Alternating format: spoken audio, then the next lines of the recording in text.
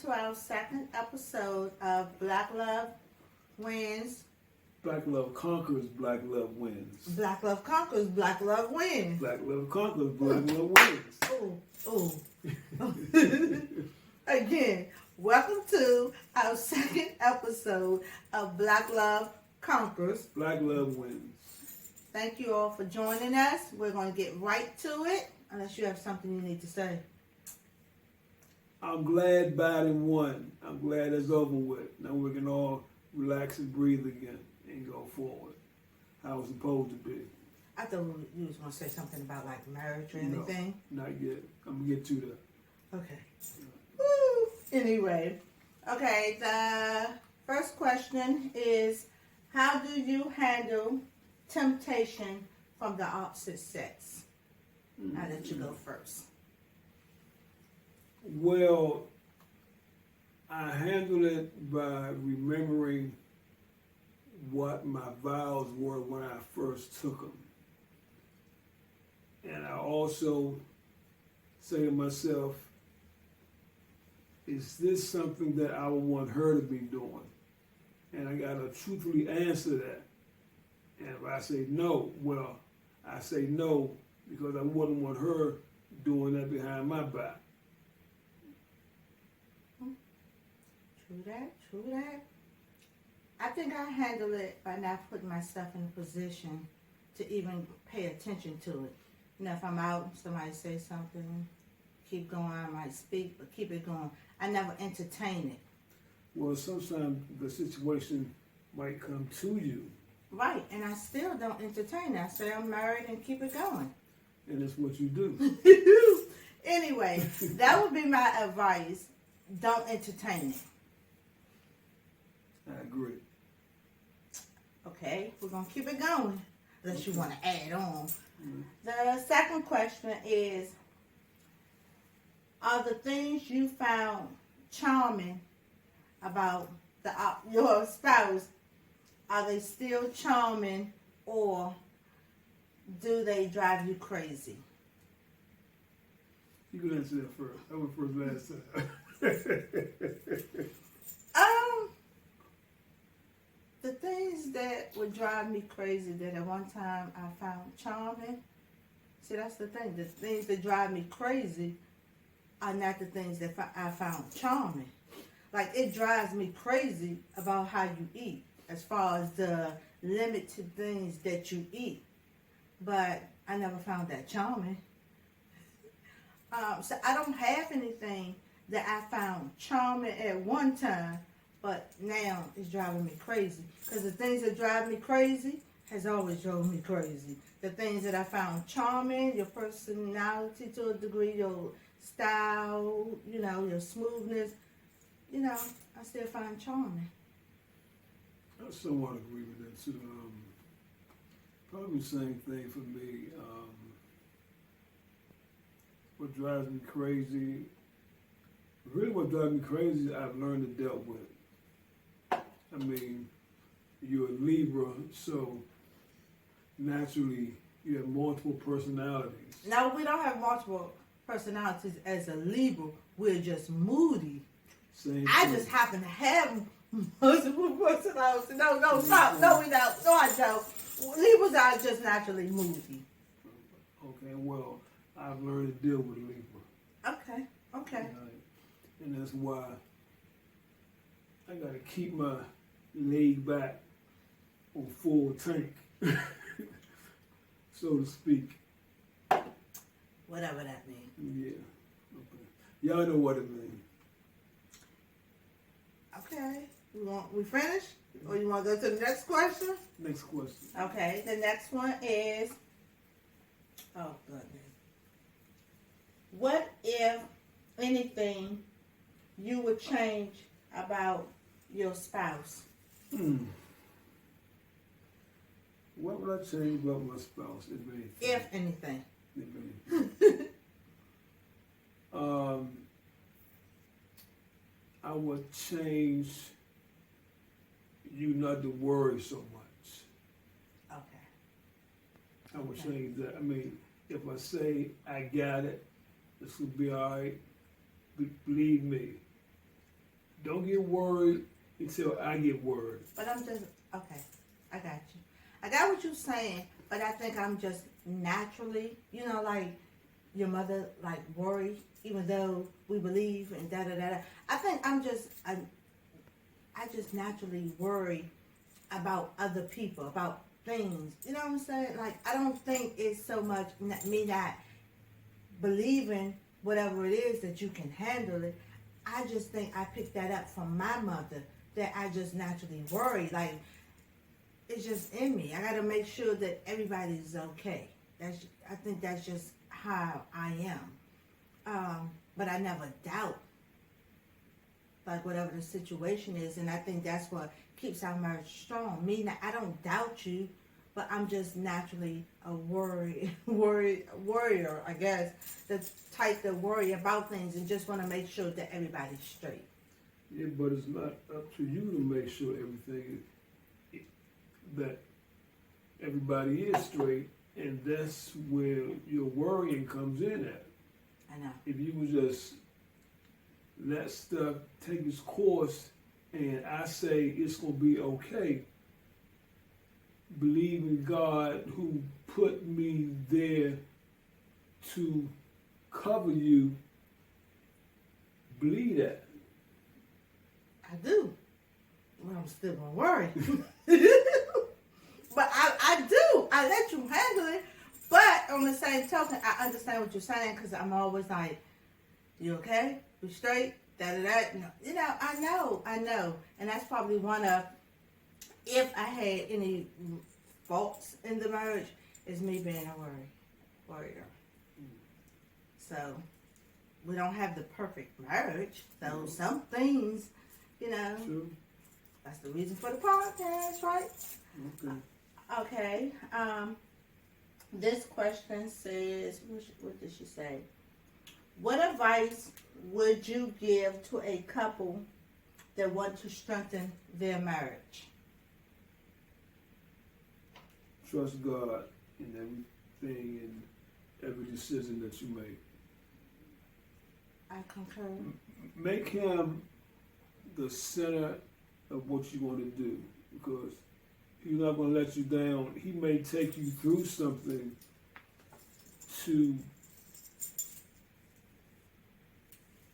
just experience what you got to go through and build your character for the next time that it happens. Then the next time it happens, you've been there, done that, so you won't necessarily have to feel the way you felt the last time. See what I'm saying? I understand, but I don't understand if you're really answering the question, because to strengthen their marriage, they don't even necessarily have to be going through anything. To strengthen their marriage mean, okay. Well, you can't have a test without a testimony. Okay, I concur. I think what you said is correct, but also to strengthen a marriage, you got to do things different. If your marriage is getting weak, like do things different that how you've been doing things. Like if you haven't been spending quality time together, then take a little time and spend quality time together. Go out, have fun, just y'all two. If you're if you haven't been complimenting each other, try that. If you haven't been laughing and having fun, try that. Of course, God is the center, but the question was how to strengthen their marriage. Sit down, talk, have fun, play games with each other.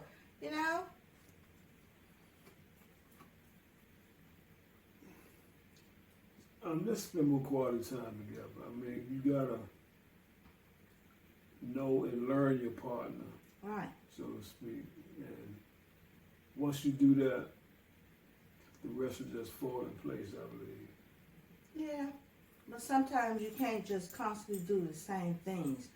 You gotta put a little excitement in it, some surprises, like do things out the norm. But at the same time, you gotta keep doing what you did to get that person in order to keep that person.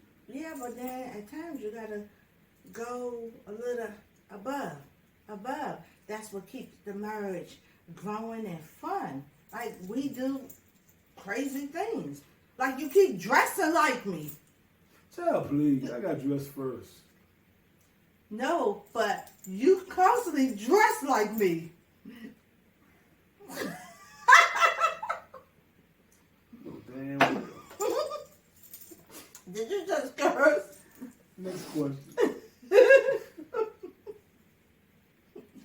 Don't try to compete with me. Child, please. Alright, the next one, what did she say? Or he? How did you know that the person you were marrying was the right person for you to marry? Why you gotta always answer first? Oh, okay, go ahead then. Not go ahead. How did I know you was the right one for me? After being around you for, what, a year and a half? It was in a whole year and a half. Anyway, constantly being around you and, you know, I spend a lot of time together. I think I told you this before. I found myself to see you loving me the way my mom's love my pops. Hold If up, that say makes that any again. sense. Say it again so they can hear. Hold up, say that part again. You ain't never heard me. No, I should get. Say it Yes, again. You heard me. You heard me. You just want to hear it again. No, because they might not I heard don't you. like repeating myself. Now you heard No, me. seriously, they might didn't hear you because you said it very. Y'all low. heard me, right? Okay. If I said it slow, I don't. See, God don't like ugly. If I said it slow, that means they heard me, and Okay. you heard me too. You're saying that you knew that I was the one because you found yourself seeing me, not feeling, but seeing me love you the way moms love pops. Right. And how was that? I'm just saying in case they With all ask. your heart. And I said, And I know you had my back if whatever happens. You know. you know all that before I married you? Yeah. Oh, Yeah. I knew you had my back. okay. So if you can find somebody who's has your back through thick and thin, and you see them there really hanging in there through the thin part, you know, you try to hold on to that person. Where did love come in? And I was, yeah, that was it. You don't want to go That's into your enough. past. For me, I think I felt really, really comfortable with you. Really, really comfortable. After spending, quality time with you. I don't know, because to be honest, I wasn't looking for you. You know what I'm saying? Like I wasn't looking for a relationship. And I don't know. You was just in my heart. Like it was like, you was that fly that wouldn't go away. No, seriously. I just knew. It was, we had fun. I was comfortable around you. I don't know. I just knew that you, and then the fact that you dressed similar to me as far as your style, my style, it was just everything. Everything. I think just, like I always say, God allow you to go through some things you have to deal with some things first before you get what you really want or need. And I think Dig through the trash to get to the I'm treasure. not gonna call. I'm not gonna. I don't say it like that. I just think you have to go through some things, but sometimes people find love. The first time is like your mother. Their love from day one. That was the only boyfriend, right? So I just think everybody is different. And for me, I had, relationships that were not equal. And then wasn't looking for a relationship, and behold, there you were at the gas station staring at me. I was minding my Anyway. business. Okay. And so, then we kept running into each other, and behold. So I just think that you feel it in your heart, and you know who is right for you. You know it. Like, it's not, if you don't feel everything, like when you see them, you get excited and then that ain't the person for you. Like, you gotta feel it. You'll know. You agree? So you just get excited when you see me. Oh, goodness. Oh, it was only that green linen shirt. But yeah, but I think, real talk, you'll feel it. You'll know that that's the person for you. So one of the last questions, what she say? Oh, goodness. I don't know. She said, what, if anything, would be the grounds for separation and or divorce? Like, what will it take? Outside the marriage sex. Period. That's the only biblical reason you should divorce anyone. Outside marital sex. That's only And biblical or not, that's mine. Okay. So that would be the only grounds for divorce or separation. To me, yeah. Okay. Anything else I can deal with. But once because for a woman to actually go